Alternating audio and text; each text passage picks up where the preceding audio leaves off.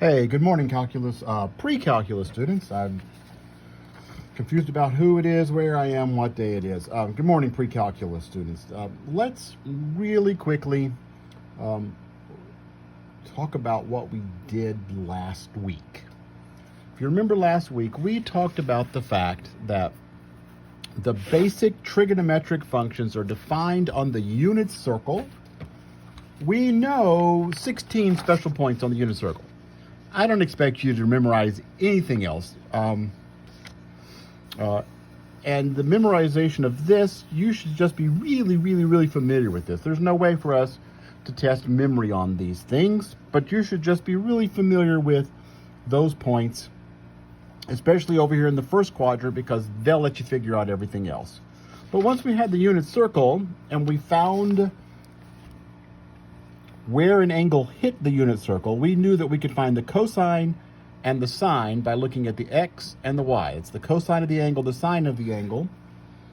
Then the other trig functions were defined in terms of the cosine and the sine with these quotient relationships. The tangent of an angle is the sine of the angle over the cosine. Tangent of theta, sine theta over cosine theta. Cotangent is the cosine over the sine. The secant is 1 over the cosine. The cosecant is 1 over the sine. We also learned some Pythagorean identities. I don't have those written down. Oh, here they are. Those are the quotient identities that we learned. Here's the Pythagorean identities that we learned. Sine squared theta plus cosine squared theta is 1. That comes directly from the fact that the trig functions are defined on this unit circle, whose equation is x squared plus y squared is 1. So sine of an angle squared plus the cosine of an angle. Remember, this is lazy mathematics notation for the sine of the angle squared. And this is the cosine of the angle squared. Right? We write that instead of writing something like cosine of the angle squared, we just write cosine squared of the angle. And then we can do some division here. Divide by cosine squared. And we'll get tangent squared theta plus 1 is secant squared theta. And 1 plus the cotangent squared theta is the cosecant squared theta, comes from dividing by sine squared. And I showed you the hexagon. The hexagon has the 6 trig functions in sort of an order we might say them: sine, cosine, tangent, cotangent, secant, cosecant. On the vertices of the hexagon, there's a 1 in the middle. Functions that are across from each other on the diameter here, those are reciprocals. The cosecant is 1 over the sine. The secant is 1 over the cosine. The cotangent is 1 over the tangent, and vice versa. Actually, the sine is 1 over the cosecant, and so forth. And the triangles that point down, these 3 that I've shaded in pink, if I square the top and square the bottom and add the top, sine squared theta plus cosine squared theta is 1. 1 plus the cotangent squared theta is the cosecant squared theta. Tangent squared theta plus 1 is secant squared theta. All right, so you're squaring the top. Tangent squared theta plus 1 squared. 1 is 1. Tangent squared theta plus 1 is secant squared theta. Those will help you to remember, jot that down real quick to get the Pythagorean identities. Okay, so we're going to continue now looking at identities. There's a whole bunch of them. I will eventually send you a nice identity sheet. I'm making it as we go along here.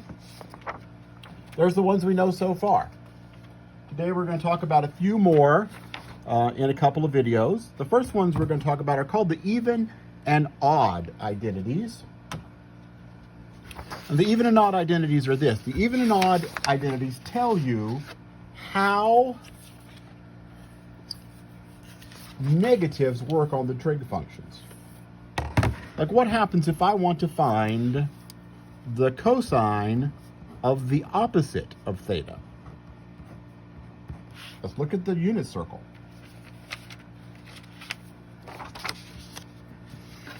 If that's theta, this angle,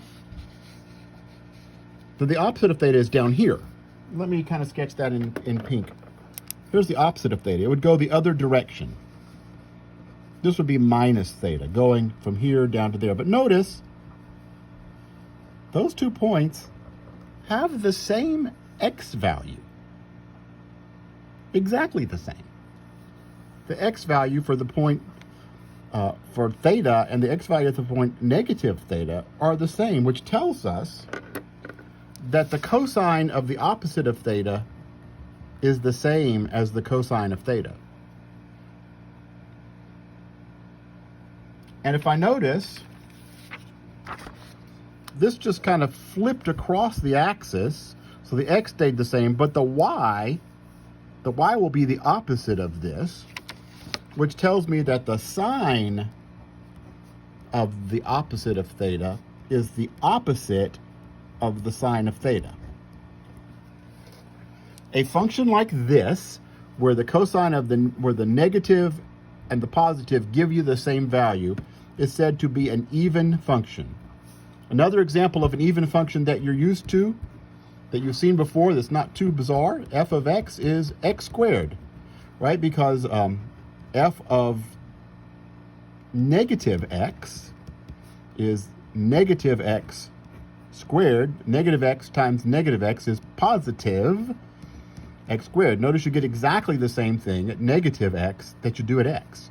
That's another example of an even function. A function where you get exactly the opposite is said to be odd.